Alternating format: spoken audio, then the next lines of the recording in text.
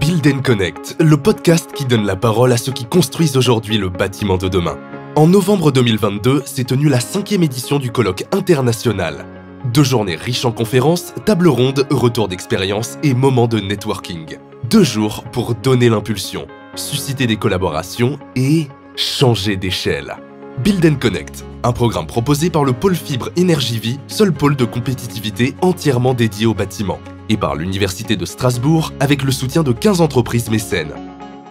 On va attaquer, bonjour à toutes et à tous. Écoutez, vous l'avez vu, un bel événement sur le sujet du bâtiment durable, avec tout un paquet de volets sur lesquels il faut agir, et notamment là on va aborder au sein de cette table ronde, et je remercie d'entrer les 4 intervenants que je présenterai et qui ensuite feront leurs présentations respectives, sur le sujet du réemploi, sur le sujet de l'économie circulaire dans lequel il y a différents volets justement, le réemploi, le recyclage, l'éco-conception, pour résumer. Il y a beaucoup de choses à dire et l'objectif de cette heure qu'on va passer ensemble, c'est de à la fois faire un état des lieux de ce qui existe, vous allez voir des retours d'expérience, et également de voir des idées qui seraient à développer pour aller plus loin sur ces thématiques qui sont finalement encore naissantes et dépendantes des filières, de l'avancée des filières. Donc, je vais me présenter tout d'abord. Je m'appelle Michael de Chalandard, je suis directeur des actions en région du groupe Saint-Gobain, 21 fabricants de matériaux et 14 enseignes de distribution. Pourquoi j'anime cette table ronde? C'est parce qu'au-delà de ma mission qui est je suis une sorte d'ambassadeur du groupe Saint-Gobain, j'anime le GT, le groupe de travail économie circulaire, depuis 4 ans. Et donc je me régale à écouter à la fois ce que l'on fait en interne et puis à essayer de voir ce qui se fait aussi et comment on peut, en partenariat, développer ces sujets. Donc aujourd'hui, comme vous l'avez vu, 4 intervenants, de qualité évidemment. Et donc, avant de leur passer la parole, un petit point sur l'état des lieux. La loi AGEC, ça doit vous parler. On ne va pas aller dans le détail, mais en gros, la responsabilité élargie des producteurs va permettre de booster ces filières de recyclage et réemploi en France à partir du 1er janvier 2023 via des éco-organismes qui vont financer la collecte et la valorisation des déchets. C'est donc les fabricants et distributeurs qui vont financer ces éco-organismes, comme c'est le cas pour les piles depuis des années, etc. Donc ça se met en place dans le bâtiment, c'est jamais trop tard. Donc il y a 4 éco-organismes actuellement qui sont labellisés. Je ne vais pas en faire la liste ici, mais donc ils ont tous le même rôle. Ils vont s'appliquer à finalement permettre de massifier la récupération des déchets sur chantier, à la fois en amont et en aval, dans le cadre de chantier en construction et dans le cadre de déconstruction. Et c'est la première impulsion que j'aimerais faire avant, une fois de plus, qu'on aborde les présentations, c'est que le point clé, c'est le tri en amont sur chantier. Si on ne trie pas, on ne peut pas valoriser derrière. Et tout ce qui est, et on aborde le sujet de l'éco-conception, tout ce qui n'est pas éco-conçu, à savoir qu'on puisse séparer facilement les matériaux, tout ce qui est collé en gros, en fin de vie, c'est très difficile de séparer les matériaux et de pouvoir les envoyer respectivement sur leur filière de recyclage ou de réemploi. C'est la même problématique que ce soit qu'on parle de recyclage ou de réemploi. Dernier point sur cela également, un enjeu majeur donc par rapport à ce tri, c'est qu'actuellement il y a 7 flux qui vont être mis en place dans le cadre de la REP. C'est donc le métal, le plastique, le verre, le bois, les fractions minérales et le plâtre. Mais il ne faut pas s'en tenir à ça. Si on peut évidemment valoriser l'ensemble des déchets, faisons-le, mais l'État, pour l'instant, booste ce qu'on appelle des filières principales ou des filières massives pour essayer de faire débuter les choses rapidement. Alors, on a donc 4 intervenants aujourd'hui. On va débuter avec le sujet, dans l'ordre, c'est ça, parce qu'une fois de plus, quand on fait un diagnostic déchets, on voit ce qu'on peut réemployer. Ensuite, on voit ce qu'on peut recycler, et dans le but de ne pas enfouir. La logique, c'est ça. Là, tout est dit, et en même temps, il y a maintenant tout à faire. Et donc, une fois qu'on parle de réemploi, je vais inviter Cécilia à me rejoindre. Donc, Cécilia Darcos, qui est chef de projet réemploi au sein du Booster du réemploi, avec donc un objectif de massifier la demande, notamment de massifier la demande en termes de réemploi. Et donc, je vais te laisser la main pour aller plus loin que ce que je viens de préciser, donc sur la fonction du booster et ce que tu essaies d'y faire depuis quelques années maintenant. Alors, il y aura des questions-réponses. On va laisser, donc, pour l'instant, les intervenants, ils ont chacun entre 6 à 10 minutes d'intervention, avec une dizaine de slides. Si ça vous convient, on fera à chaque fois, à la fin, 2-3 questions-réponses, à la fin de chaque intervention. Et puis, à la fin globale, on aura normalement encore une dizaine de minutes, si on respecte le timing, pour revenir sur d'autres questions qui vous sont venues d'ici là. Merci, bonjour à tous. Donc Cécilia Darceau, chargée de projet au Booster du réemploi. Alors je suis venue ici pour vous parler évidemment du réemploi et en fait vous faire un petit état des lieux et des avancées qui sont liées à ce sujet qu'est le réemploi après 2 ans d'existence du programme Booster du réemploi. Alors déjà, première chose, un petit peu, qu'est-ce que c'est que le programme Booster du réemploi, pour ceux qui ne connaîtraient pas. Ce programme, il est né il y a un peu plus de 2 ans et il est parti d'un constat qui a été fait, qui est un constat qui est toujours vrai aujourd'hui. C'est que majoritairement, les maîtres d'ouvrage sont relativement assez favorables à la déconstruction sélective des bâtiments et ils sont assez favorables à mettre à disposition leurs matériaux de réemploi pour un potentiel réemploi futur. Donc on a une offre. Par contre, en face de cette offre, on a quand même encore une grande réticence et des grosses appréhensions sur comment on va intégrer ces matériaux de réemploi dans des projets neufs. Ça a été cité ce matin notamment, cette question de l'acceptabilité sociale, etc. Et puis de tout simplement l'envie des maîtres d'ouvrage. Donc là, on a vraiment une problématique de faible demande par rapport à une forte offre, donc une vraie inadéquation entre les deux. Et puis, pour ceux qui connaîtraient un peu le sujet, on a quand même une vraie complexité autour du sujet du réemploi, que ce soit lié aux assurances, à la logistique, à la démontabilité des matériaux et à tout un nombre de freins qu'on rencontre. Donc voilà. Face à ces constats, on peut soit se dire « mon Dieu, on n'y arrivera jamais », soit se retrousser les manches et dire « on va faire quelque chose ». Et c'est tout l'objet du programme du Booster du réemploi qui du coup a été créé en 2020. Et qui a pour objectif, c'est un objectif assez clair et simple, enfin simple en tout cas dans l'objectif, pas forcément dans la mise en œuvre, mais l'idée c'est vraiment d'arriver à structurer et à massifier la demande en matériaux de réemploi. Donc on est vraiment situé sur la demande en matériaux de réemploi, donc l'idée c'est de travailler avec des maîtres d'ouvrage et de leur faire prescrire des matériaux de réemploi sur leur projet. On est persuadé au Booster du réemploi qu'en fait il y a un effet de seuil à passer et que plus on aura de maîtres d'ouvrage avec nous qui prescriront des matériaux de réemploi, plus on arrivera en fait à faire basculer tout le marché. Alors, comment ça marche, ce programme Booster du réemploi ? Il est composé en fait de 3 grandes briques. Une première brique qui est un programme collectif, où en fait, quand on est maître d'ouvrage adhérent au Booster du réemploi, on va avoir accès à toute une information qui est liée au volet collectif. Donc en fait, on va demander aux maîtres d'ouvrage de faire des retours d'expérience, de venir témoigner de ce qu'ils vivent sur leur projet. Et puis, en parallèle de ça, l'équipe du Booster, on va travailler avec des partenaires pour faire de la production technique, essayer de comprendre comment faire le réemploi des matériaux, quels sont les points bloquants, etc. Donc, on travaille avec des contrôleurs techniques, avec des assureurs, avec des experts du réemploi, des AMO, etc. Et donc, tout ça donne une production collective assez fournie qui est accessible à tous les maîtres d'ouvrage qui viennent. Donc l'idée, c'est vraiment, la base du Booster, c'est vraiment un programme collectif où on va grandir tous ensemble et apprendre tous ensemble. Ensuite, il y a un volet très individuel où là, on va chercher à faire de l'opérationnel. Parce que les groupes de travail, c'est super, mais mettre en pratique, c'est quand même vraiment mieux. Et donc là, en fait, un maître d'ouvrage qui s'engage au Booster du réemploi, on va lui demander d'inscrire un certain nombre de projets dans lesquels il va s'engager à mettre en œuvre des matériaux de réemploi. Et donc là, l'équipe du Booster du réemploi va permettre d'accompagner ces projets-là. Alors, on ne se substitue pas aux AMO. On a un accompagnement qui est très, très light. Donc, l'idée, c'est vraiment de plutôt aider à la méthodologie. Comment je fais, moi, en tant que maître d'ouvrage, pour mettre en œuvre des matériaux de réemploi sur mon projet. Et la dernière brique, c'est un outil digital. Alors, vous me direz, il y en a déjà beaucoup, des outils digitales. Celui-ci, je crois qu'il est assez unique en son genre. C'est une plateforme numérique qui permet justement de rendre visible la demande en matériaux de réemploi et pas l'offre. Donc là, c'est en fait, vous êtes maître d'ouvrage et vous dites j'aurais besoin en janvier 2023 de 4 lavabos de réemploi de telles caractéristiques. Et tous les fournisseurs ou offreurs de matériaux de réemploi vont pouvoir vous répondre en vous disant moi, j'ai ça en stock. Et en fait, ça vous fait juste une mise en relation et après, vous gérez votre commerce en dehors de cette plateforme. Voilà globalement comment ça marche, ce programme. Et aujourd'hui, au bout de 2 ans d'existence, on commence à avoir des chiffres assez intéressants. Donc on a quand même une 50aine de maîtres d'ouvrage qui sont là, c'est peut-être même 60 maintenant, qui représentent quand même presque 15% du marché. Et c'est 70% du top 20 des promoteurs qui sont dans le Booster du réemploi. Ça donne au total plus de 200 projets qu'on suit. Qu'on a suivi ou qu'on suit, répartis sur le territoire national, comme vous pouvez le voir sur la carte. Alors, il y en a une majeure partie en Île-de-France, mais on travaille sur le fait d'avoir des projets en région de plus en plus, parce qu'il ne faut pas que le réemploi soit une affaire de Parisiens uniquement. Voilà. Voilà, on a aussi une quarantaine de partenaires, et ça c'est assez intéressant. On a vraiment un écosystème qui se construit, des fournisseurs de matériaux de réemploi, des filières. On va avoir des assistants en maîtrise d'ouvrage, des experts, des contrôleurs techniques, des assureurs, j'en parlais.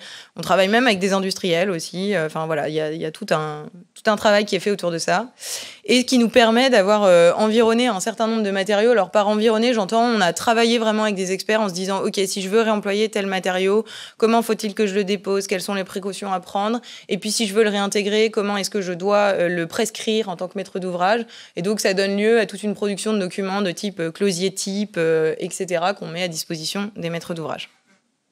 Alors ici, je vous ai mis le listing des matériaux réemployés, puisque l'idée, c'est de faire un état des lieux. Donc, où est-ce qu'on en est aujourd'hui après 2 ans de booster du réemploi? On se rend compte, en fait, que c'est quand même un peu toujours les mêmes matériaux qu'on retrouve sur nos projets. De manière générale, les premiers matériaux qui sont mis en œuvre sont des éléments qui sont dits dissociables de la structure, c'est-à-dire qu'ils ne sont pas inclus dans la structure. Et puis, c'est souvent des éléments qui ne sont pas destinés à fonctionner. Ça évite tous les problèmes d'assurance, de garantie, etc. Donc, vous voyez, on parle de mobilier, on parle d'équipements sanitaires sans les mécanismes. Par exemple, quand on parle de WC, on parle vraiment juste de la cuvette WC et pas du mécanisme de chasse. On va parler de revêtement de sol, etc. Et puis, on sent là que ça commence à se diversifier, à prendre, et on va avoir un peu plus d'ambition sur certains matériaux qui sont, eux, destinés à fonctionner. Donc, on va commencer à rencontrer de la robinetterie, du petit équipement électrique, etc. Donc voilà un petit peu les premières grandes tendances qui ressortent de ça. Mais ça bouge très, très vite. Donc, j'imagine que cette liste, et je l'espère d'ailleurs, que cette liste va vraiment s'étoffer dans les prochains temps. Quelque chose d'assez intéressant qui a déjà été évoqué ce matin et qui du coup est très vrai, puisque pour le coup on l'a calculé. Donc on a fait un peu des premières estimations et des premiers résultats chiffrés qui sont basés sur les premières opérations qu'on a accompagnées qui ont été livrées, où on a calculé le gain carbone lié à l'intégration de matériaux de réemploi. Et les résultats sont quand même assez intéressants, parce qu'en fait, quand on reste sur les matériaux dont vous avez pu voir la liste avant, des matériaux qui sont quand même relativement faciles à intégrer, on arrive en moyenne, sur quelque chose qui ne serait pas une trop grosse ambition, à un gain carbone de 50 kg de CO2 équivalent par mètre carré. Et si on vient chercher une ambition un peu plus renforcée, qu'on va travailler sur des matériaux un peu plus compliqués, on va pouvoir aller chercher un gain carbone à peu près équivalent à 100 kg de CO2 équivalent par mètre carré. Et là où c'est intéressant, c'est que 100 kg de CO2 équivalent par mètre carré, ça représente à peu près 10% de l'impact carbone des produits de construction et équipement d'un bâtiment. Donc, ce qui était dit ce matin, par exemple, de dire que allez-y, prescrivez le réemploi, faites du réemploi parce que ça va aider à décarboner, c'est vrai, on a les premiers chiffres et c'est plutôt encourageant. Donc, on espère que voilà, ça va continuer dans ce sens-là. Et malgré ces résultats très encourageants, on ne va pas s'arrêter là, parce que c'est encore des pratiques qui sont relativement partielles, et donc on souhaite vraiment aller vers de la massification et que ça devienne des pratiques courantes, donc il nous reste quand même beaucoup de travail, notamment du travail sur les filières, entre autres, pour qu'elles puissent être plus développées, plus sécurisées, offrir des garanties, etc. Il y a un gros travail aussi autour de la logistique, puisqu'on a une vraie question de « je ne sais pas stocker mes matériaux », ça a aussi été évoqué ce matin, donc c'est des vraies questions. Et puis, un dernier point, je l'ai déjà un peu évoqué, on souhaite vraiment s'installer aussi dans les territoires en développant des boosters locaux. Donc, on a déjà développé un booster en Auvergne-Rhône-Alpes. L'idée étant de remettre un peu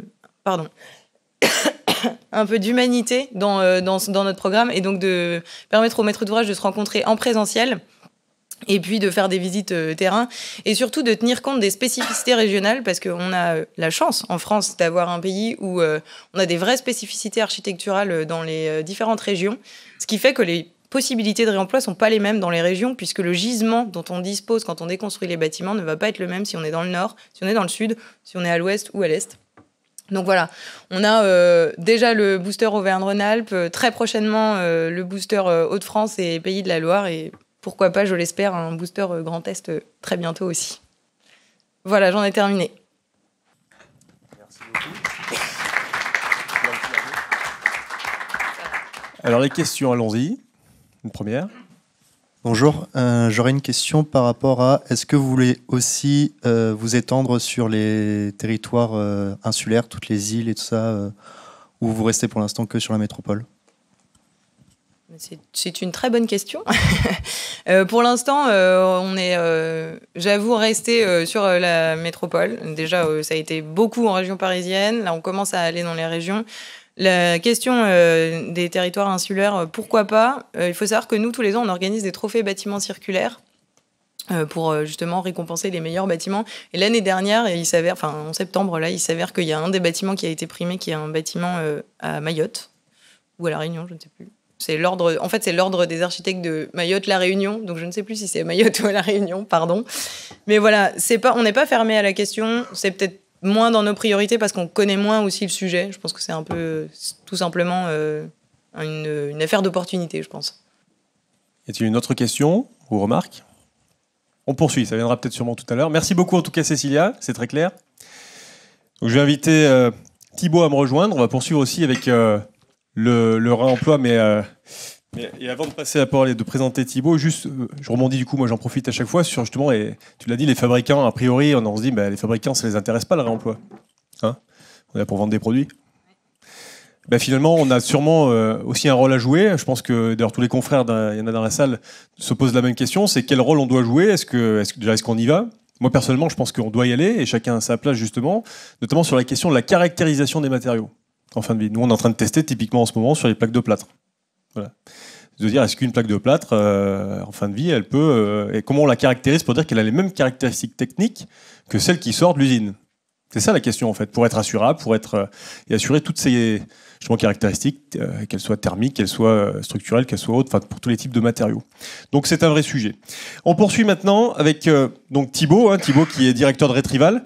On part en Belgique, là. C'est une coopérative qui collecte des déchets, qui fait de la déconstruction sélective. Et vous allez voir, et donc du réemploi. Et donc il y a des choses très intéressantes à partager. J'en dis pas plus. Et à toi la main Thibaut pour nous présenter cela. Bonjour à toutes et tous, merci. Donc effectivement, j'ai fait le passage de la frontière pour venir vous parler de Retrival, donc qui est une coopérative à finalité sociale. Donc on est actif depuis 25 ans. On est au départ une émanation de la sidérurgie de Cockerill-Sambre, donc qui a après été intégrée dans le groupe ArcelorMittal. On est agréé comme entreprise d'insertion au niveau fédéral et régional, et on a créé plus d'une centaine d'emplois depuis 25 ans. Donc on est dans un processus d'insertion, donc ça veut dire qu'on met au travail et en formation grosso modo entre 3 et 5 stagiaires par an, autour de 2 activités, dont une qui fait l'objet de la table ronde de cet après-midi. Donc la première activité, je ne vais pas m'étendre dessus, donc on est un collecteur important au niveau déchets, pour un éco-organisme qui s'appelle Récupel pour tous les déchets électriques et électroniques en Belgique. On est un des plus gros collecteurs privés. Et on fait également de la collecte au niveau des déchets pour les PME, sur tout ce qui est déchets non dangereux, papier, carton, bois, etc. Et on fait donc on ramène tout ça, on fait du tri, on maximise le réemploi, comme c'est le cas d'ailleurs pour notre deuxième activité, donc qui est la déconstruction sélective, avec maximisation du réemploi. Donc on est actif dans la démolition depuis le début, puisqu'on est, comme je vous l'ai dit, une émanation de la sidérurgie. Et donc quand le bassin de Charleroi a été lourdement touché par les arrêts d'usine, on a été créé à ce moment-là et on a commencé nos activités par démonter des anciennes installations, vider des anciens magasins de la sidérurgie, travailler au chalumeau, découper, etc. Donc vraiment plutôt à ce moment-là de la démolition plus lourde. Et au fil du temps, nos métiers ont évolué pour avancer sur de la déconstruction, du curage, qu'on a effectué et qu'on effectue toujours, donc principalement sur la Belgique, le Grand-Duché et le nord de la France. On a travaillé jusqu'en région parisienne, puisqu'on a par exemple participé au démantèlement de la centrale EDF de Champagny-sur-Oise. Donc nos activités sont avec une équipe d'une trentaine de personnes orientées sur toute la déconstruction, le curage, le désencombrement. Et au niveau des bâtiments, que ce soit des bâtiments principalement, aujourd'hui je dirais 80% on fait de l'immeuble de bureau, et à côté de ça on est amené à faire toute une série d'autres projets, que ce soit des écoles ou de l'habitation particulière. Mais la finalité est toujours la même, c'est donc de faire cette dépose soigneuse et de maximiser le réemploi pour tous les éléments qui sont démontés. Donc on va vraiment du désencombrement jusqu'à la dépose, et je vais un peu vous montrer après la chaîne de valeur pour que vous voyez exactement ce que l'on fait et d'où et jusqu'où nous allons. Donc on en a parlé tout à l'heure, on a également un bureau d'études pour faire tout ce qui est inventaire, réemploi. Donc je le différencie, enfin je ne sais pas enfin je pense qu'en France vous avez des inventaires généraux sur les bâtiments. En Belgique aujourd'hui il n'y a pas d'obligation, excepté en région bruxelloise. Mais donc nous sommes très attentifs puisqu'en fait comme on est opérateur de déconstruction derrière, à monter les projets pour nos clients en insistant très fort sur le fait que quand nous faisons des inventaires réemploi.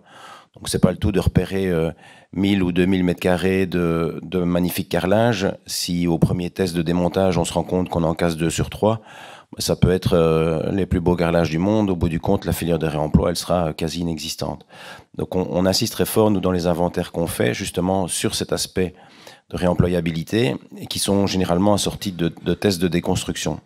Ce qui permet vraiment, quand on rentre un dossier pour un maître d'œuvre, un dossier lié à la déconstruction préalable à une rénovation ou une démolition, de vraiment lui donner une tendance, non pas une certitude, mais en tout cas une tendance sur ce qui pourrait être réellement démonté, ce qui pourrait être réellement valorisé. Ensuite, donc ça c'est Vescobel, donc qui est notre bureau d'études. Ensuite, il y a les opérations qui sont vraiment liées à Retrival et en même temps à Cornermat, donc qui est une émanation de Retrival, qui est en fait notre plateforme physique et digitale pour la revente de matériaux de réemploi. Donc on effectue la déconstruction sélective, on effectue ensuite sur chantier le conditionnement, le stockage et le transport, voire éventuellement au départ du chantier la vente en direct du chantier, puisque vu qu'on est en amont vraiment du projet, on est en connaissance des matériaux qui sont disponibles, bien souvent ces matériaux sont déjà proposés sur le marché avant que le chantier ne commence. Et donc il nous arrive très souvent d'avoir grosso modo 20, 30, voire même parfois 50% des matériaux qui sont vendus à l'entame du chantier. Donc la préparation au réemploi, donc ça c'est le reconditionnement, la préparation, le stockage au niveau de notre magasin physique et digital. Ensuite la vente. La remise en œuvre, on ne la fait pas encore, comme je l'ai mis, parce qu'on a énormément de demandes de ce côté-là. Effectivement, on démonte des quantités assez astronomiques, par exemple, de mètres linéaires de cloisons de bureau, et on a des projets pour lesquels on nous demande de la cloison de réemploi, et on nous demande aussi bien souvent de la repose, puisque, comme Cécilia le disait tantôt, le problème de la remise en œuvre des matériaux, il est bien présent, et ça reste un frein, en tout cas au niveau de la Belgique, ça reste un frein pour cette réutilisation, c'est d'avoir des opérateurs qui derrière sont réellement prêts et engagés à travailler, à utiliser des matériaux de réemploi pour les replacer dans le cadre de nouveaux projets. Donc on axe cette problématique-là toujours autour de ces trois thématiques. C'est d'avoir d'une part le quantitatif, donc avoir les quantités au bon moment et au bon endroit, et aussi le qualitatif, et donc cette temporalité d'arriver à faire correspondre à un moment T les offres et les demandes qu'on peut avoir sur les différents chantiers. Rapidement, quelques photos sur un chantier donc, sur lequel on a fait un inventaire. On a fait ensuite une déconstruction, un tri complet, une séparation complète, une revente des matériaux. Et sur ce chantier-là, en fait, la réintégration d'une partie de ces matériaux a servi à rééquiper nos bureaux dans lesquels on est rentré en 2020. Bureaux qui sont équipés à plus de 80% de matériaux de réemploi. Donc voilà quelques photos de nos bureaux donc, qui montrent les différents éléments. Bon, c'est pas exhaustif, hein, on est grosso modo sur 300 mètres carrés de bureaux et de locaux sociaux, où en fait il faut s'imaginer que le bâtiment donc, a été livré uniquement avec la structure poteau-poutre, les châssis posés, les dalles coulées et un escalier entre les deux niveaux. Et en dehors de ça, donc, on a trouvé un architecte qui a joué le jeu de puiser dans notre banque de matériaux et de mettre en œuvre, enfin de proposer en tout cas la remise en œuvre de l'ensemble de ces matériaux, donc pour fabriquer et équiper nos bureaux, donc comme je le disais à plus de 80% avec des matériaux de réemploi. Il a également derrière accompagné 3 entrepreneurs qui ont travaillé sur cette remise en œuvre avec, comme vous pouvez vous en douter parfois, quelques freins sur la remise en œuvre de certains matériaux, mais globalement, hormis l'HVAC, la surveillance incendie et vidéo, donc tout l'ensemble du bâtiment est en matériaux de réemploi, en ce compris le mobilier. Voilà, merci pour votre attention. Et donc nous, en tout cas, on est effectivement au niveau de la Wallonie en train de pousser l'intérêt sur les matériaux de réemploi, puisque nous, on est plutôt aujourd'hui dans un schéma contraire. D'ailleurs, on a régulièrement expédié des matériaux vers la France, aussi bizarre ça puisse paraître. Mais on produit énormément de matériaux de réemploi et on a trop peu de consommateurs. Donc on est aujourd'hui effectivement en train de faire la promotion sur le réemploi des matériaux pour arriver à avoir une demande qui tire pour absorber l'offre. Voilà, je vous remercie. Merci beaucoup. Thibaut. Là, on voit justement qu'il y a une question d'offre et de demande. Alors, des fois, c'est dans un sens, des fois, c'est dans l'autre. Finalement, il va falloir faire matcher ça sur les territoires, puis avec le moins de distance possible. Qu'est-ce que ça vous est, enfin, qu'est-ce que ça évoque pour vous? Est-ce que vous avez des questions à poser à Thibaut sur ce qui se passe en Belgique notamment? Bonjour, donc Michael Pasquale de Néobil de Luxembourg. Je me permettais de vous poser la question donc, de la manière dont vous gérez le réemploi. J'ai l'impression qu'aujourd'hui, vous déconstruisez donc, typiquement le carrelage, vous le désassemblez pour avoir du carrelage comme au supermarché, je vais dire. Mais est-ce que vous avez déjà travaillé sur la manière de réemployer des systèmes constructifs complets? Alors, donc, on travaille pas que sur le carrelage, donc on travaille vraiment sur l'ensemble. Donc, comme je le disais, par exemple, les cloisons amovibles, les cloisons de bureau, que ce soit des cloisons métal plus placo, que ce soit des cloisons type BDLM, donc mélaminé 6 faces, plus toute la structure métallique. Donc, on fait du démontage, on fait de la formation, on fait des fiches techniques sur les méthodes de démontage pour permettre à tout qui serait intéressé de récupérer ces cloisons amovibles, de pouvoir les remonter. Donc, on essaye vraiment, effectivement, de pousser jusqu'au bout, et parce qu'on se rend compte que pour rendre le système attractif, il faut effectivement montrer que ça a été démonté avec soin, puisque derrière, enfin, je sais bien qu'en France, la problématique est plus grande qu'en Belgique. Il y a tous les aspects de certification, de garantie, d'assurance, mais en tout cas, au niveau de la Belgique, c'est pas tellement le problème. Mais derrière, le CSTC, donc le Centre technique et scientifique de la construction, peut refaire des validations sur certains matériaux, mais nous, effectivement, on pousse le démantèlement en documentant pour permettre effectivement le remontage des différents matériaux. Une autre question? C'est bon pour vous. Merci beaucoup une fois de plus Thibaut. On poursuit avec Laurent du groupe Fer, et donc une fois de plus un petit complément aussi d'information. Donc c'est vrai que c'est la question de quels matériaux. On voit qu'il y a des matériaux qui sont plus aisément réemployables pour différentes raisons. Une fois de plus, chez nous, parmi nos 21 fabricants, on a des plafonds typiquement. Donc c'est vrai que sur les plafonds, on se dit il y a sûrement quelque chose à faire, parce que ils peuvent être. Alors, je dois hocher de la tête, peut-être que c'est. En tout cas, nous, quand on compare, et sans comparer, si on parle de plafond ou de laine de verre ou de vitrage qu'on fabrique, un vitrage d'il y a 20 ans, l'évolution technologique a tellement avancé que en tout cas, les caractéristiques techniques pour limiter les apports de chaleur notamment, même si c'est invisible en fait, je peux vous dire que il se passe beaucoup de choses dans nos vitrages avec les verres à couches. C'est un peu un non-sens en fait de réemployer du vitrage pour le même usage. Voilà. Pareil pour les laines de verre qui ont 30 ans, elles sont souvent affaissées, c'est pas la même techno que maintenant qui reste vraiment rigide et qui bouge plus. Donc, alors qu'à l'inverse, il y a des matériaux pour lesquels les plafonds, on pense à ça en tout cas, nous on y travaille aussi, avec nos plaques de plâtre une fois de plus, mais c'est toutes les réflexions qu'on a à se dire, voilà, qu'est-ce qui peut être facilement réemployable et qui a du sens. On poursuit donc maintenant, on va se rapprocher un petit peu justement du recyclage peu à peu. Une fois de plus, il ne faut pas opposer les deux sont complémentaires, hein. C'est important aussi de le rappeler. Des fois, on voit des gens qui souhaitent, pour booster leur filière, dire c'est mieux le recyclage ou c'est mieux le réemploi. Je pense que vous êtes tous d'accord à dire qu'il faut les deux, hein. On voit d'abord ce qu'on peut réemployer une fois de plus dans l'ordre, ce qu'on peut recycler, et dans le but de ne pas enfouir. Et donc, Laurent, je te remercie d'être présent. Et donc, Laurent, qui est directeur du groupe Fer, qui propose des solutions de préfabrication en béton, de la réutilisation de déchets de déconstruction et du béton prêt à l'emploi pour les façades, les murs, les planchers. Voilà, tu agis dans ce domaine-là et j'en dis pas plus. C'est à toi maintenant de nous présenter toutes les actions que tu portes. Merci. Oui. Bonjour à tout le monde. Du coup, effectivement, Laurent Fer, merci Michael pour la présentation. Donc, je suis directeur de développement du groupe Fer. On est une ETI familiale depuis 3 générations. J'ai la chance de reprendre en famille cette activité.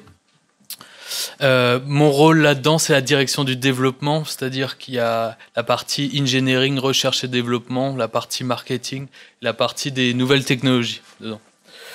Le groupe Fer, rapidement, c'est 5 sites de préfabrication, c'est 9 centrales à béton dans l'est de la France. On est à peu près 780 personnes, différents métiers, et on anime tous les jours 30 brevets qui font la différenciation du groupe. Donc effectivement, les produits, du béton liquide, comme on le connaît tous, des murs préfabriqués, des prédales, des panneaux de bardage pour la réa, des éléments spéciaux et après des services, location, construction, qu'on appelle assemblage, et un magasin. J'aurais juste focus sur le mot assemblage, c'est que on se considère un peu comme un Forestia de la construction. On pense que la construction, va se mécaniser un peu plus, s'optimiser un peu plus, et nous, on se considère là-dedans comme un fournisseur de sous-ensembles constructifs. Bon, on pourra en parler plus tard si vous voulez. Qu'est-ce qu'on a fait comme réalisation, grosso modo? Les plus connus, je dirais, récemment ou moins récemment, on a participé au Parlement européen, à la construction du Parlement. La tour Elitis, la tour à énergie positive à Strasbourg. On vient de finir, il y a 1 an et quelques, le cours central, le Philippe Chatrier, qu'on a refait complètement. La clinique Réna, pour ceux qui sont du coin, donc rassemblement de cliniques à Strasbourg. La LGV Est et la Samaritaine aussi. Samaritaine, c'était intéressant parce que du coup, toutes les façades sont gardées et tout le cœur est démonté. Et après, on a mis nos solutions constructives là-dedans. Bon, moi, là-dedans, dans ce rôle, j'ai en charge les transitions aussi, les grosses transitions du groupe numérique, technologique, environnemental, énergétique. Alors, juste un focus que je me suis posé moi-même, c'est d'où vient la problématique du béton au niveau du carbone. Vous avez ici 2 schémas. Le schéma de gauche représente la répartition des volumes de chaque matériau dans 1 mètre cube de béton. À droite, ce même schéma représente l'impact carbone de chacun de ces matériaux dans 1 mètre cube de béton. Qu'est-ce que je veux dire par là? C'est que 11,7% de ciment par mètre cube représente 98% des émissions de CO2. Donc déjà, effectivement, notre travail actuellement avec les cimentiers notamment, c'est de travailler sur la réduction carbone de l'impact ciment. Après vient en parallèle l'impact de l'économie circulaire. Mais on n'oppose pas les deux, même si vous le verrez après, ça nous pose quand même une problématique. Voilà, pour illustrer quelques images de ces sous-ensembles préfabriqués. Donc ce sont des murs en béton qui fonctionnent un peu comme des Lego que vous assemblez. Et du coup, on a un de nos produits qui est le pré-coffret thermique qui est à la base fait avec du béton normal, des granulats issus de la région. Et celui-là, on s'est dit, on va faire un concept car complet pour essayer de décarboner et de travailler l'économie circulaire au maximum sur ce produit. Donc, oui, bon, on le verra sur les slides d'après. Je reviendrai là-dessus si jamais il faut. Donc, qu'est-ce qu'on a travaillé là-dedans? On s'est dit, qu'est-ce qu'on pourrait utiliser comme nouveau type de béton? On a d'abord utilisé les déchets issus de la déconstruction. Donc, pour recycler les granulats issus de la déconstruction. C'était la partie la plus facile, on va dire, parce que il y a déjà une partie qui est normée là-dedans. On a travaillé sur comment réutiliser les scories des incinérateurs, donc les déchets de mâche-fer, comment intégrer ça plus dans la construction, parce qu'actuellement, vous avez des terrils entiers de mâche-fer qui sont soumis au ruissellement des eaux et qui ont potentiellement la problématique de polluer les nappes phréatiques par apport de métaux lourds dans les nappes. Donc on s'est dit, on va faire ça un peu comme une cacahuète, on va enrober ces déchets pour les rendre inertes. Ça, c'est une des solutions. Après, on a travaillé la terre, comment réutiliser la terre issue des constructions. Là, vous avez des exemples où on est en train de livrer 35 murs pour une médiathèque à Paris qu'on a fait en murs de terre crue complet. Donc l'idée, c'était de recycler les terres issues du Grand Paris pour en faire des produits. Donc après, sur la partie... toujours travaux. Donc, on a parlé avant du mur pré-coffret thermique. Ça, c'était les premiers travaux de R&D. On s'est dit, on va travailler sur la peau extérieure. Donc, la peau extérieure, c'est ce que vous voyez à gauche. Ça fonctionne un peu comme un bardage, on va dire. Là-dedans, on est allé jusqu'au bout des choses. On a dit, OK, ça, on va le recycler à 100%. On va utiliser que des granulats issus de la déconstruction. Et on va en refaire du béton. Parce que c'est pas normé, vous n'avez pas le droit normalement de faire ça sur des parties structurelles, mais on l'a fait sur cette partie de façade parce qu'elle ne reprend pas de charge. Après, on s'est dit, bon, on va pousser le truc à aller sur un isolant biosourcé. On a commencé à travailler la paille, c'était un choix parce que c'est local. C'était essentiellement ça notre premier choix. Après, la paille en R&D constitue quelques problématiques à régler, de points de rosée, de pourrissement. Mais on continue les travaux là-dessus.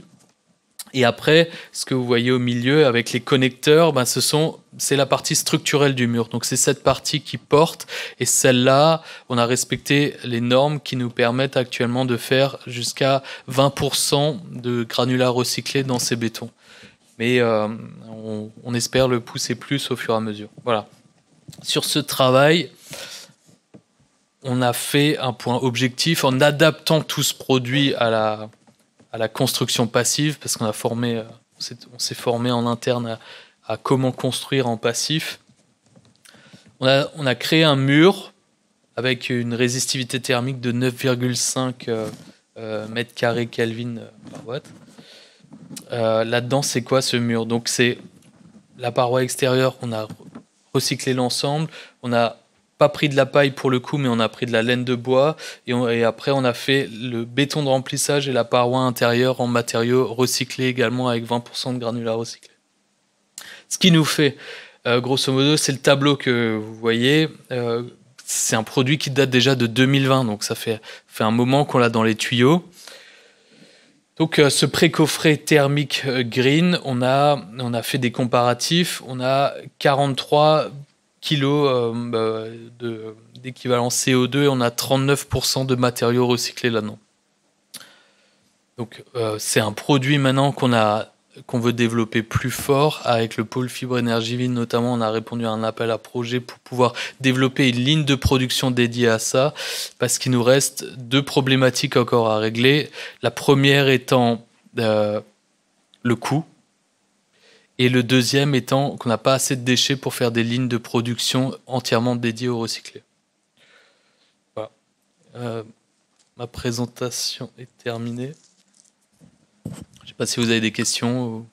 Merci beaucoup pour cette présentation, qui était très claire. Alors, des questions. Y a-t-il des questions? Oui, il y en a une là-bas. Il y en a plusieurs. Ah bah il y en a plusieurs là, ça y est. C'est l'heure de la digestion qui passe, 14h04. Allô. Bonjour. Bonjour. La partie terre, elle n'est pas porteur. Effectivement. Je souris un peu sur la partie terre parce que avant de faire la présentation, là, j'ai eu un mail concernant les pénalités de retard qu'on allait avoir là, sur le projet. Pourquoi je dis ça? Parce que ça tient pas très bien et qu'il faut qu'on structure mieux ce travail de la terre en interne, parce que vous avez 2 à 3 mégapascales de résistance sur le produit. Bon, cette terre, on l'a renforcée avec un treillis de bois encore dedans pour que ça tienne, et on a renforcé encore avec de la paille pour donner un effet fibré dans ces murs de terre. Mais c'est complexe à maîtriser quand même. J'ai pas compris, ça tient pas très bien, ça veut dire quoi? C'est pas fragile. Structurel. Hein? C'est non structurel, ouais. C'est non structurel. C'est non structurel. Et c'est dû à l'intempérie que ça tient pas bien, ou c'est pendant le transport? Où est le problème? C'est les 3. C'est pendant la production, pendant le transport, pendant la manutention. Et bon, après, une fois que c'est posé à l'emplacement définitif, ça va. Mais c'est toutes les phases amont qui sont complexes. Mais on aimerait, par exemple, pour la terre, qu'est-ce qu'on aimerait aussi? C'est que dans ces murs préfabriqués que vous voyez, on pense qu'on n'a pas besoin de remplir l'entièreté du mur toujours en béton. On peut remplir les chaînages pour gérer la partie structurelle et remplir après le vide, peut-être par de la terre, pour garder l'inertie, pas que ce soit vide, mais ça pourrait être une solution. Mais après, il y a toute la partie création de filières et tout ce travail qui a créé. On en reparle. Bonjour, Nicolas Brugière, Société Knof. Pour un des axes dont vous avez parlé pour la décarbonation, sur le volet isolant, vous utilisez de la paille ou de la fibre de bois qui sont plutôt sensibles à l'humidité. Et lorsqu'on va mettre en œuvre ce type de produit, en général, on coule du béton pour la partie du noyau, donc qui apporte beaucoup d'humidité sur cette phase-là, donc vous avez une sensibilité justement de ce type d'isolant. Est-ce que vous avez exploré des isolants plus conventionnels que vous utilisez d'habitude sur des produits plus carbonés, mais en les substituant avec des produits qui utilisent des matières premières issues du renouvelable? Il en existe sur le marché avec des principes de substitution et de méthodes de crédit pour l'allocation de la matière première issue du renouvelable. Alors effectivement, merci pour la question, parce que ce sont des concept cars pour se donner une vision et tendre vers ce qu'on veut faire. Effectivement, le remplissage avec du biosourcé et l'eau, ça nous pose une problématique qu'on est en train de traiter, mais on est en train de mettre sous capteur l'ensemble de nos murs, de nos protos, grosso modo, pour étudier le transfert hygrométrique dans cet isolant. Mais dans la période de transition, grosso modo, on travaille déjà avec des isolants qui utilisent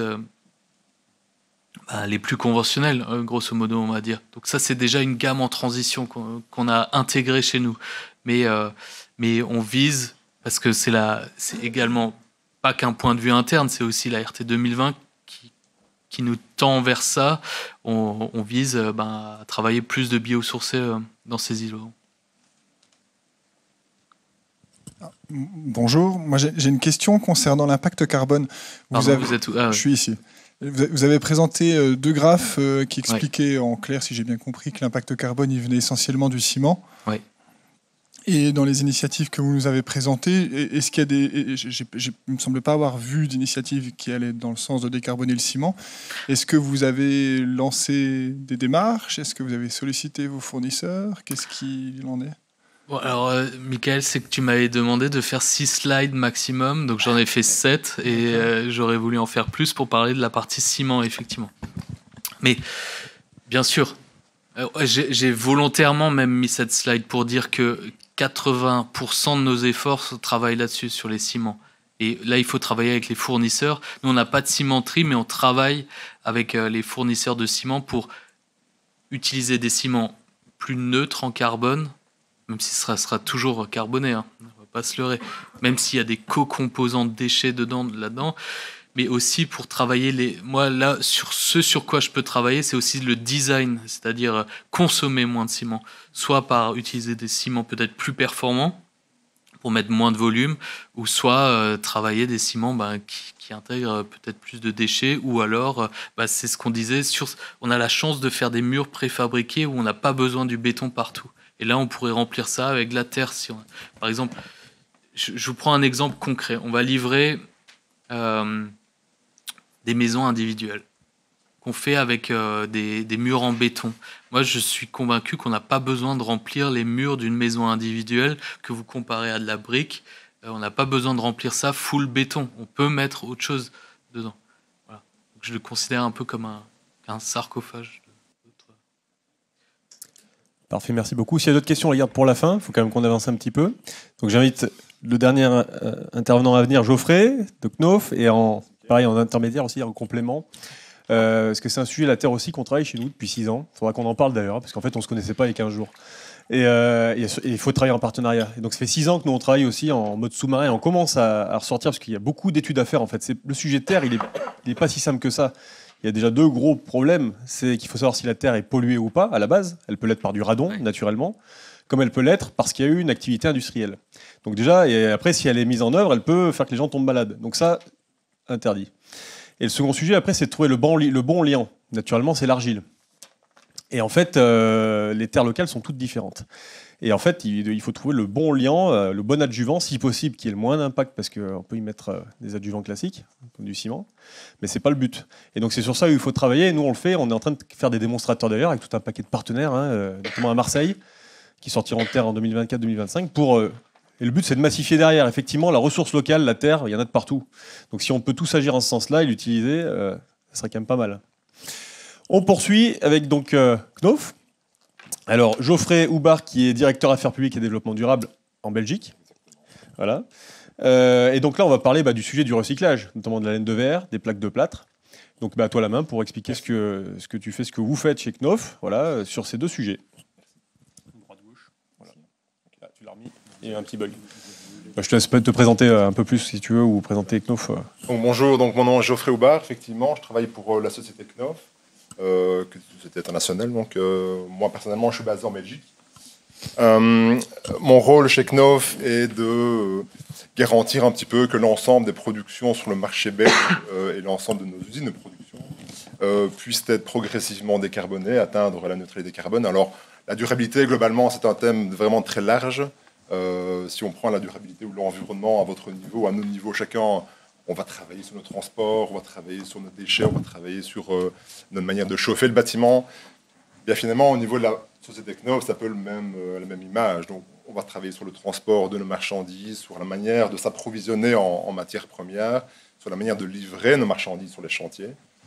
Et finalement, dans cette grande thématique qui est l'environnement, il y a aussi une partie qui concerne la fin de vie. Donc là, je positionne un petit peu la circularité dans cette grande et tentaculaire histoire de la durabilité. Il y a un schéma qu'on a commun de présenter qui montre un petit peu finalement la différence entre une économie linéaire et une économie circulaire. On voit que finalement, le point commun réside au niveau de la fin de vie des matériaux. Et donc, quand on approche la fin de vie des matériaux, on a communément l'habitude d'appliquer l'une ou l'autre des différentes stratégies qu'on a l'habitude de proposer. On en parle, celle des 3 R, mais il y en a 5, 6, 7, 10, tout ce qu'on veut. Donc on peut faire plein de choses, dont repenser par exemple, etc., réutiliser. Bon.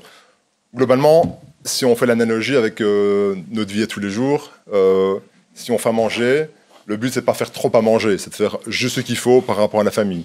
Ensuite, si on a un peu trop, malgré tout, on va essayer de réutiliser, c'est-à-dire que le lendemain, à midi par exemple, on va remanger ce qu'on a préparé la veille.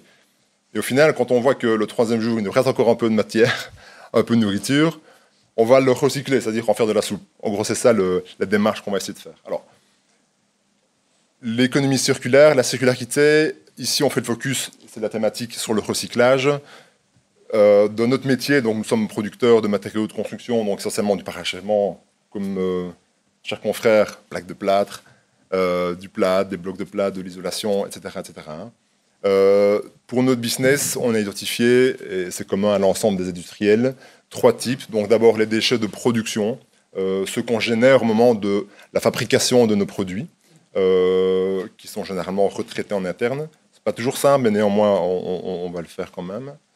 Et alors tout ce qu'on appelle les déchets post-consumer, c'est-à-dire en termes de référence à la norme ISO, on ne peut considérer un contenu recyclé dans un produit qu'à partir du moment où il a été mis sur le marché. Voilà, c'est une définition qui a été acquise et acceptée comme cela. Ce qui fait qu'il faut faire des efforts aussi en termes de recyclage des matériaux, donc des déchets issus de la construction, mais aussi issus de la démolition. Et on verra ces 2 flux quand même assez différents en termes de collecte et de réutilisation. Alors, je vais parler du plâtre. Globalement, le plâtre, c'est un matériau qui est à la base un minerai, donc qui est le sulfate de calcium. Et vous voyez que dans la formulation chimique, il y a 2 molécules d'eau. Hein. C'est une forme rigide. Hein, donc, si vous trempez cette roche dans de l'eau, elle ne va pas changer de forme, elle ne va pas changer d'état, elle va rester telle qu'elle, elle sera juste mouillée. Néanmoins, si on la calcine, si on la déshydrate, et qu'on retire 1,5 molécule d'eau, eh bien, on aura une forme poudreuse et hydrophile. Ça signifie que cette poudre, qu'on appelle du plâtre, hein, si on la réhydrate, elle va automatiquement se refiger pour reformer le minerai initial. C'est dans ce sens que dans nos usines, on a le minerai, on le déshydrate, et ensuite, soit on le met dans des sacs et on le vend, et c'est le consommateur, donc l'entrepreneur, qui l'hydrate sur chantier et qui le met sur le mur, soit nous-mêmes, la photo de droite, soit nous-mêmes, nous le conditionnons dans des formes qui nous arrangent, et on en fait, en le réhydratant dans nos usines, des plaques de plâtre, par exemple, ou des blocs de plâtre. Bon, ça, c'est un focus sur le plâtre.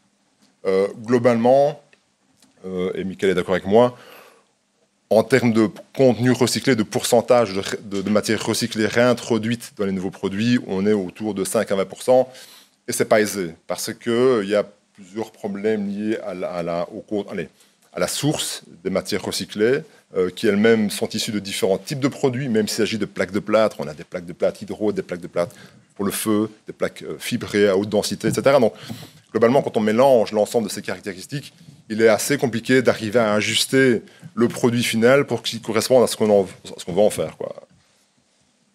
Pour la petite anecdote, dans le groupe, on a une usine qui a été développée en Japon et qui sont parvenus à développer un produit qui est 100% issu d'un mélange de gypse recyclé. Donc, il y a un brevet particulier à ce niveau-là. C'est un process qui est complètement différent, complètement spécifique, mais je pense que dans l'absolu, c'est un peu une target qu'on se fixe, c'est possible. Okay.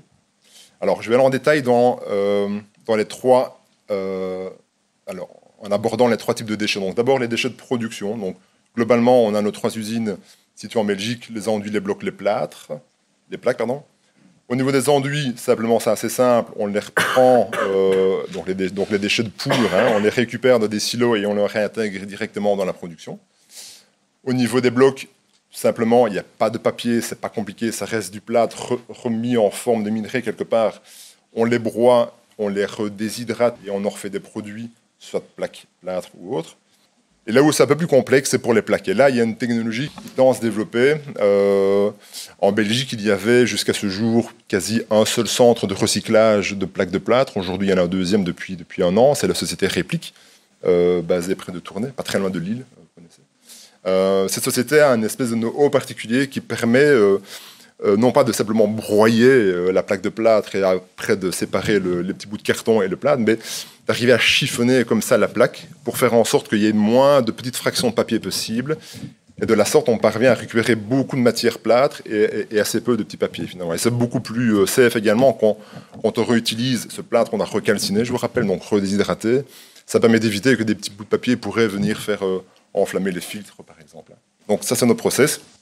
C'est renvoyé de notre unité de décalcination et puis ça repart en matière première avec un taux de réintroduction variable dans les nouveaux produits. Alors ça c'était la production. Sur les photos on voyait à gauche justement des photos de l'unité de recyclage. On voit au départ ça arrive assez en vrac comme ça. Cette unité nous permet de faire gérer nos produits de manière distincte par rapport au reste des flux qu'ils ont à trier. Et donc, on peut récupérer comme ça, c'est la photo du bas, la matière première recyclée, qui est vraiment la nôtre, issue de nos propres déchets, qu'on réintègre dans la production. Au niveau des déchets de construction, donc là, c'est un peu plus complexe parce que on a le souci de garder cette traçabilité qui est assez chère à nos yeux, qui est assez chère aux yeux du groupe d'ailleurs, et qui nous freine un petit peu, justement, pour aller très vite en termes de gestion du recyclage. Mais néanmoins, on a mis en place en Belgique et ailleurs, également dans d'autres pays, un système de collecte des déchets de construction. Donc là, on part sur des partenariats avec nos poseurs, nos entrepreneurs qui posent nos produits. Via une plateforme en ligne, ils peuvent commander des big bags, par exemple, ou des containers. Mais d'un point de vue pratique, les big bags peuvent être plus facilement placés sur des chantiers, surtout dans des centres urbains où c'est plus compliqué d'avoir un emplacement container. Ces big bags, nous, on a un suivi parce qu'on sait que c'est nos clients, on sait qu'on leur a fourni des produits, donc on sait qu'on a une traçabilité qui est quasi parfaite. L'enjeu après, et c'est un point crucial dans toute chaîne de valeur, c'est d'arriver à massifier. Alors, on vous a dit, ok, Belgique, c'est comme ça, la France, c'est comme ça. Donc, néanmoins, quand on fait le bilan financier quelque part de cette action de recycler, on réalise que les transports, ça plombe le coût à chaque fois. Donc, c'est vraiment très, très compliqué. Et donc, on a des centres comme ça grâce à des partenariats, de partenaires qui vont pour nous massifier l'ensemble des big bags qui ont été collectés sur les chantiers. On les rassemble et ensuite, on les envoie vers à nouveau ce centre de recyclage, donc Réplique, où on va avoir la séparation et le broyage. Et ensuite, ça repart vers le schéma classique, déshydratation, usine de production et remise sur le marché. Vous voyez à gauche partie haute des déchets de chantier collectés. Alors là, effectivement, c'est une belle photo. On n'a que des plaques standards, mais parfois, il y a des plaques de toutes les couleurs. Vous savez qu'on a usage de colorer différemment nos plaques de plâtre suivant qu'elles sont RF, hydro, acoustiques et autres. Mais bon, voilà, ça, c'est à nous de le gérer. Et en bas, on voit nos bateaux, qui est par exemple le bateau qui nous permet de renvoyer vers notre usine de plaques leurs matières premières dans lesquelles on a du contenu recyclé. Excusez-moi. Et alors, pour terminer ces différents flux de matières à recycler, donc les déchets de démolition, donc là, je prends un peu la casquette de la division Knowitsulation, donc ces divisions fabriquent de la laine de verre en Belgique. Laine de verre, c'est fait à partir de 70%, 80% de verre recyclé déjà à la base, et le reste, c'est des matières un peu inertes. On a des liants. Chez nous, on voit au-dessus des déchets, des tas de déchets de laine de verre. Donc elle est brune. Donc ça, c'est le liant à base végétale qu'on utilise et qui, comme un caramel, passe dans le four, comme un sucre passe dans le four, donne cette couleur brune à nos isolants. Donc là, j'aborde le point de vue démolition parce que pour les plâtres, c'est encore un peu compliqué parce qu'on a du mal aujourd'hui à avoir des tests efficaces et accessibles et sécures pour dire qu'un batch, qu'un flux n'est pas contaminé éventuellement par des déchets de type amiante et autres. Et on sait que quand on a affaire à de la démolition, même par rapport aux déchetteries dans lesquelles les particuliers peuvent venir mettre leurs déchets, on sait que certains ne sont pas capables de faire la différence entre une plaque de plâtre et une plaque de matière amiantée, et tout est mélangé. Après, donc, il faut vraiment être certain que ce qu'on met sur le marché soit à 100% sûr. Donc on va se focuser pour cette partie-là sur la laine de verre. Là, il y a une unité qui a été créée il y a un an et demi maintenant en Belgique, qui s'appelle Resulation, et cette unité est là pour recycler des déchets de chantier, mais aussi des déchets de démolition essentiellement, et de la réintégrer dans la production. Le système est le même, on vient collecter les déchets sur le chantier, via une plateforme en ligne, on les massifie, on les retransporte à ce moment-là vers directement, non plus une société externe, donc réplique une société externe, mais vers ce centre Resulation, situé à côté de l'usine de production. Là, on a d'abord une densification, donc on va les comprimer. Ensuite, on les fait passer dans un four qui va remettre quelque part, comme on le fait avec le verre. Donc on va remettre la matière en fusion, on va en faire des petites billes de verre qu'on va réintégrer dans la chaîne de production, livrer le marché, livrer les chantiers, et puis et la boucle est bouclée par rapport à la fin de vie des matériaux. Je vais vite, j'espère que je suis dans les temps.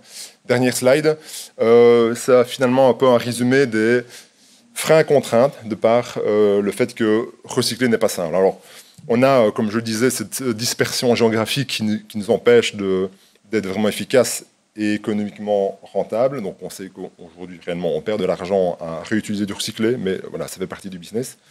Les coûts de transport sont vraiment pénalisants.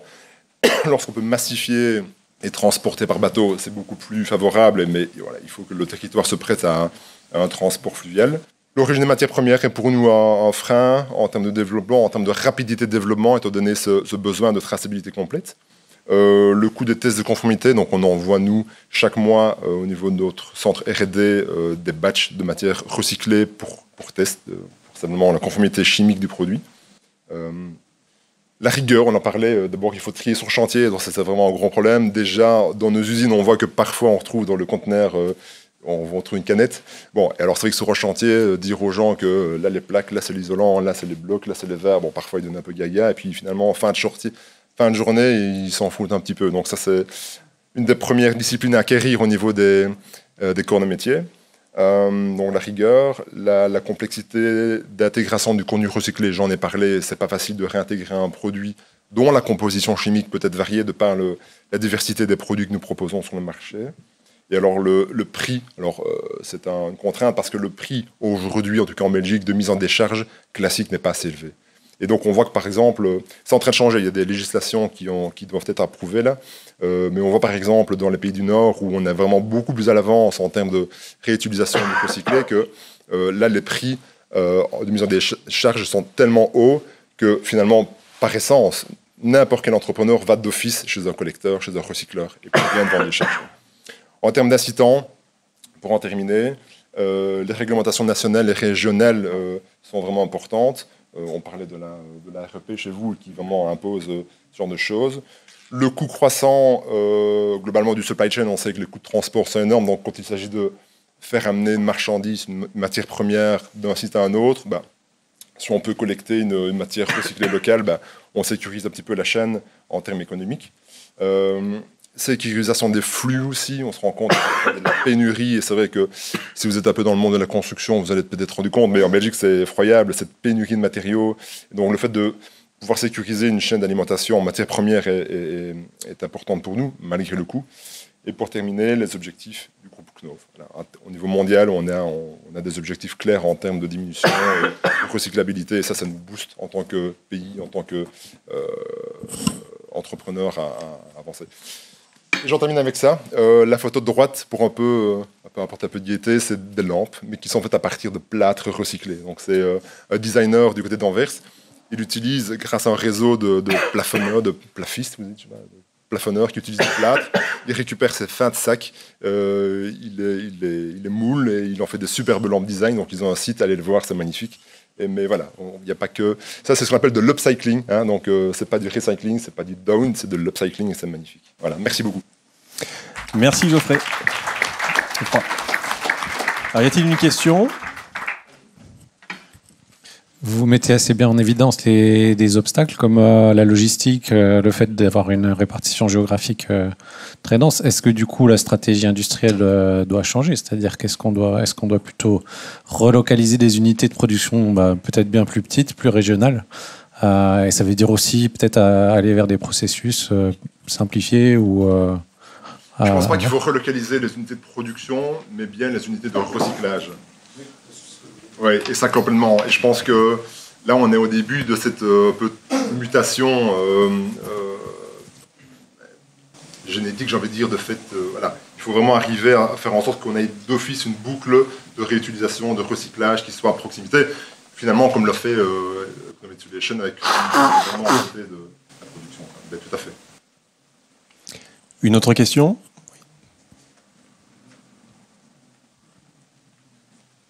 Là, du coup, c'était plutôt sur le recyclage. Est-ce qu'il paraît envisageable de développer le même système pour le réemploi ? Même chose, cette slide, on est limité, mais on pourrait en parler toute la journée. Mais effectivement, le réemploi, alors, quand on a une gamme de produits vraiment très étendue comme la nôtre, on a toujours bien l'un ou l'autre matériau qui se prête mieux au réemploi. Typiquement, les dalles de faux plafond démontables, aucun problème. Quand il s'agit de réemployer notre matière ou notre produit qu'on prend le plus, c'est-à-dire la plaque de plâtre, alors c'est plus compliqué parce que de un, quand on voit le prix, sans être péjoratif, le prix d'une plaque de plâtre, donc c'est peanuts quelque part en mètre carré, le temps qu'il faut pour démonter proprement, stocker, reconditionner un petit peu, restocker, remettre en vente, on se dit que le prix ne sera pas du tout accepté pour le marché. Néanmoins, je vous avoue qu'on a des demandes. On a des sociétés qui veulent un peu... des maîtres d'ouvrage un peu avant-gardistes qui veulent réutiliser, effectivement, comme ils le font avec des lavabos, par exemple, réutiliser de la plaque de plâtre. Alors, par exemple, nos collègues Knauf Pays-Bas ont développé un processus de reconditionnement. Donc, ils viennent recouper les plaques qui font 1,20 m de large. Ils recoupent chaque fois 15 cm de part et d'autre, là où il y a eu les trous, les trous de vis. Ils en font des plaques de 90. Et puis, ces plaques-là, ils les ont recertifiées. En disant, voilà, même si elles font 90, même si elles sont mises de manière horizontale en première couche, une cloison de 2 plaques par exemple, eh bien ça correspond aux mêmes valeurs, comme on le disait, RF, acoustique. Donc oui, ça se fait. On se prépare à ça. Je veux juste voir comment on va se comporter financièrement le marché par rapport à ce nouveau business, mais on s'y prépare et effectivement, ça fait partie de la réflexion. Alors avant les dernières questions-réponses, je rebondis, du coup j'en profite parce qu'on est à la fois confrères et concurrents et on se tire la bourre, c'est bien. Nous, on avance sur... Mais le but, c'est que ça avance, tout ça. Toi, plus, on est tous dans le même paquet. Il faut cesser que j'insiste sur ça, que ces matériaux soient enfouis. Quand on a les chiffres, c'est quand même effarant. Et je vais vous en donner quelques-uns maintenant. Juste pour rebondir, parce que je vais vous parler de 3 choses. Donc, plaque de plâtre, laine de verre, pour compléter, et vitrage. Nous, justement, on teste sur le Grand Paris, sur les JO 2024. On est en train de tester parce qu'on se dit, on ne sait pas, est-ce qu'il y a un modèle économique ? C'est toute la question que Cécilia a posée tout à l'heure. Ça fonctionne déjà pour certains matériaux. Pour d'autres, c'est plus complexe. Effectivement, tout ce que tu viens de soulever, c'est, j'ai envie de dire, on n'en sait rien, il faut tester, et puis si on teste pas, on peut pas y arriver. Donc nous, on est en train de tester, et puis donc il y a question du démontage, du stockage, de la caractérisation, et ensuite du point B au point C aussi du nouveau bâtiment. Bon, donc il faut l'étudier. Sachez que c'est en cours, en tout cas on n'est pas les seuls à essayer, mais c'est un vrai sujet. Je poursuis sur donc les plaques de plâtre. Nous, du coup, sur la question du local, c'est vrai que là, pareil, il y a des usines au travers des différents concurrents, un peu de partout dans le monde. Nous, en France, chez Saint-Gobain, on en a 3 qui quadrillent la France, Chambéry, Cognac et Vaujour au nord de Paris. Donc c'est vrai que cette question du local, et pour rayonner à 300 ou 400 km autour, c'est pour ça d'ailleurs qu'on les a positionnés là. La même chose pour Isover, avec où on a à Orange la plus grosse usine d'Europe qui fabrique, toute concurrence confondue d'ailleurs, 120 000 tonnes de laine de verre. Donc ça fait beaucoup de laine de verre et il faut recycler. Alors nous on n'est pas à 100%, on est à 50% en moyenne de matière recyclée, mais on a une usine à Chalon-sur-Saône qui intègre 83% de matière recyclée. C'était du sable avant, maintenant c'est des bouteilles de verre que vous et moi on met au recyclage, et de la laine de verre maintenant qu'on récupère, on massifie. Et je rebondis sur la question des collecteurs. Tu l'as dit aussi, et ça c'est un point clé, et on insiste tous, pour pouvoir réemployer, enfin plutôt recycler, parce que le réemployer c'est encore d'autres canaux, mais réemployer ça passe par des collecteurs, et il y en a beaucoup en France, et ils doivent eux aussi monter en compétences pour respecter des cahiers des charges. Et faire respecter ces cahiers des charges, tu l'as dit tout à l'heure justement, faire respecter ces cahiers des charges aux maîtres d'ouvrage qui eux doivent impulser, et dire voilà, je vais juste vous donner un petit exemple, et je rebondis sur le vitrage.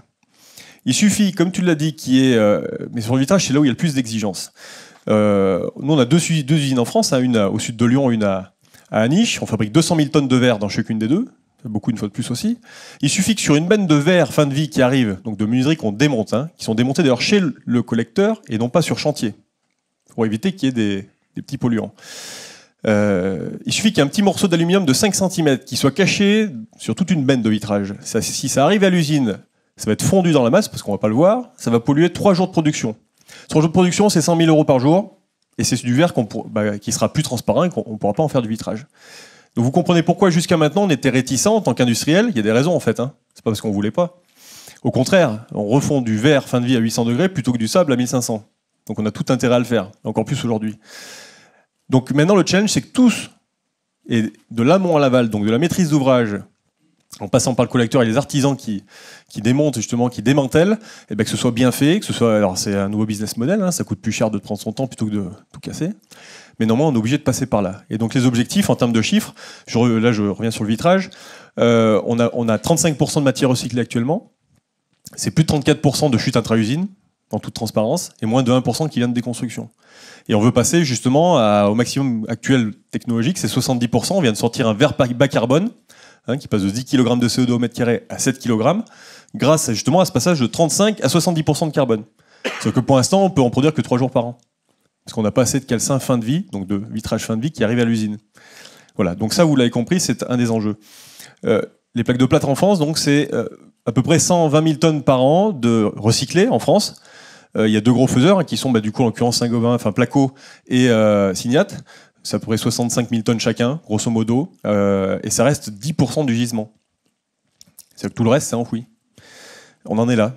Sur la laine de verre, voilà, c'est les bouteilles de verre. Le reste, donc il y a beaucoup d'enfouissement encore actuellement, et le but, c'est, une fois de plus, et j'insiste sur ça, trier sur chantier, dans le but de valoriser derrière. Et je vois qu'il y a une remarque du coup.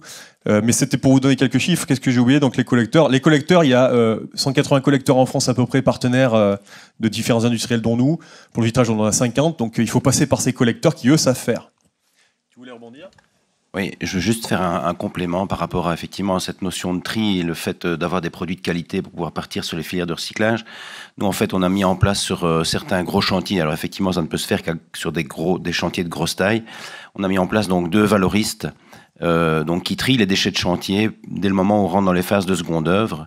Et donc en fait, qui réceptionnent sur le parc à déchets du chantier l'ensemble des matériaux. Et ils effectuent un contrôle, voire un tri supplémentaire sur les matériaux de seconde œuvre qui descendent, pour effectivement permettre d'envoyer des bennes qui répondent au cahier des charges pour pouvoir partir directement dans les filières de recyclage sans passer par un centre de tri. Sachant qu'en repassant dans un centre de tri, bien souvent les produits sont broyés, sont retriés et sont plus souvent recontaminés par d'autres produits. Donc on a fait le siège de BNP, le nouveau siège de BNP à Bruxelles, un bâtiment de 230 millions fabriqué par Eiffage. Et donc on a 2 personnes qui ont travaillé full-time et qui ont permis que 95% des bennes qui sont sorties du chantier puissent partir directement sur les filières de recyclage. Voilà, c'est du concret. Alors, y a-t-il des questions? On va clôturer d'ici 5 minutes, donc il y a quelques questions, encore un petit peu de temps, donc t'en as déjà une, donc je te mets après. Donc, pour répondre à monsieur tout à l'heure, si vous voulez des explications sur ce que fait l'industrie cimentière pour décarboner sa production, je vous encourage à venir nous voir sur notre stand. Voilà. et Guillaume. Et j'avais une question plus particulièrement pour Laurent. Tu as utilisé, je trouve tout à fait pertinemment, le terme assemblage. Comment vous intégrez le futur désassemblage de vos produits et éventuellement, est-ce que vous pensez pouvoir les réutiliser en l'état si toutefois la structure est intègre et que c'est tout à fait envisageable de le faire? Effectivement, c'est une bonne question. Je pense que c'est assez facile pour le coup à faire. Parce que si tu veux, c'est déjà ce qu'on fait quand on a des déchets, des produits non conformes, on est déjà obligé de les désassembler. Tu peux pas laisser des murs ou des planchers entiers comme ça. Donc on a déjà toute une campagne de démantèlement en gros de nos produits. Alors, pas en l'état, parce que là il faudrait scier proprement et réutiliser, mais en tout cas, trier et séparer, ça on le fait déjà. Et je dirais même que c'est pour ça, en se retrouvant avec nos non-conformités d'usine, qu'on s'est dit il faut qu'on revalorise ces déchets qui sont assez nobles, parce qu'on vient à peine les sortir de la gravière, on a des déchets, il faut qu'on les réutilise, sinon on en fait quoi? Donc effectivement. En fait, c'est un peu dans la continuité de la remarque que vous aviez, mais là c'est plutôt pour Madame Darcos ou Monsieur Jacquet. Est-ce que pour le bois, sachant que pour du bois lamellé collé ou des choses comme ça, on ne peut pas le recycler. Donc, il faut se dire que si on peut réutiliser, c'est par le réemploi. Il y a des manières des procédés qui sont mis en place pour justement ces questions de réemploi. Alors nous, sur le bois, ça dépend. Est-ce qu'on est sur du lamellé collé de base, c'est ça? En fait, tout ce qui n'est pas massif, parce que le massif, on peut à la limite le recycler, mais tout ce qui est à un moment, quand c'est parti en deuxième transformation, c'est plus compliqué, quoi. On est principalement sur du détournement d'usage. Aujourd'hui, on ne va pas faire du réemploi d'un usage stricto sensu au même usage. Et pour le bois, mais même pour le bois massif, aujourd'hui, on a encore du mal de faire du réemploi vraiment pour un même usage, c'est-à-dire récupérer une charpente, la faire requalifier, s'assurer quelle est sa résistance mécanique, comment elle a été traitée, comment elle va durer dans le temps. Faire du réemploi pour un usage de charpente, c'est compliqué. Donc aujourd'hui, le bois est principalement traité en détournement d'usage. C'est-à-dire qu'on va pouvoir venir chercher des usages qui ont moins de contraintes réglementaires. Typiquement, on va aller faire je sais pas, un exemple, des pergolas extérieurs sur des aménagements extérieurs pour faire monter des plantes grimpantes ou des bancs d'aménagement extérieur. On va difficilement faire de la structure. C'est beaucoup pour des questions de garantie aujourd'hui, et on revient aussi à la question du coût, c'est-à-dire qu'on saurait peut-être faire tous les tests qu'il faut sur la pièce de bois en question pour s'assurer de sa résistance mécanique, etc. Mais ça devient un coût tellement élevé qu'aujourd'hui, on n'a pas encore de retour d'expérience qui vont dans ce sens-là. Mais c'est certain que plus le coût des matériaux va augmenter, plus ces questions-là vont être intéressantes. Et je pense qu'au booster du réemploi, on est peut-être les seuls, c'est pas qu'on n'est pas content de la hausse du coût des matériaux, mais en tout cas, ça donne beaucoup d'intérêt à tout ce qu'on fait aujourd'hui. C'est-à-dire que des choses qui avant n'étaient pas du tout intéressantes financièrement commencent à le devenir, vu le coût des matières premières aujourd'hui. Moi, je compléterais juste effectivement sur les bois, je veux dire, transformés. Alors, le lamellé collé, principalement, toutes les poutres de structure, chez nous, on a des filières de upcycling principalement. Et alors, pour tout ce qui est panneaux type panneaux de cloison mélaminés, donc nous, en régime, on en démonte plus ou moins 500 par mois. Et aujourd'hui, on a des gens qui nous en consomment 300, et c'est principalement pour repartir sur de la fabrication de caissons pour les cuisines, où en fait, le caisson intérieur d'une cuisine équipée, il n'y a pas de nécessité d'avoir du panneau neuf. Et donc, on a une structure à Bruxelles qui s'est équipée avec une déligneuse et qui sort des mètres linéaires en 60 avec une encolleuse de champ. Et donc, ils produisent ainsi des très grosses quantités de panneaux. Ils sont en train de négocier d'ailleurs avec une fameuse marque qui commence par I et qui se termine par A. Voilà. Merci à vous. J'avais une petite question sur l'usage des mâches fer dans le béton. Est-ce qu'au niveau qualité d'air et justement après des constructions réemploi, est-ce qu'on n'est pas en train de faire une bombe à retardement là? C'est une question qu'on se pose, c'est une bonne question effectivement. L'idée, on l'a pas encore fait. Alors l'idée, ça serait, est-ce qu'on l'utilise pour de la voirie, ou au moins c'est très localisé et on sait où c'est? Est-ce qu'on l'utilise dans des murs et on sait exactement où c'est? Parce qu'après, il faudrait démanteler l'ensemble en se disant là il y a du déchet de mâche-fer, le recycler en tant que déchet à nouveau de mâche-fer. C'était un peu ça l'idée, quoi. Mais il faut absolument l'identifier parce que si vous le recyclez comme un béton, là ça pose problème. Apparemment, on est bon dans le timing. Bah, écoutez, je remercie grandement tous les intervenants pour la qualité de leur présentation et remarques. Et également, je vous remercie pour vos questions et bonne suite sur Build & Connect. Bon après-midi. Rejoignez-nous dès maintenant pour faire partie de ceux qui agissent et retrouvez tous nos contenus sur notre plateforme communautaire www.buildandconnect.eu. Un programme proposé par le pôle Fibre Énergie Vie, le pôle qui accompagne l'innovation des industriels, des maîtres d'ouvrage et des entreprises de la filière du bâtiment pour passer d'un modèle carboné à un modèle décarboné, sain et respectueux de l'environnement, œuvrant pour l'adaptation au changement climatique.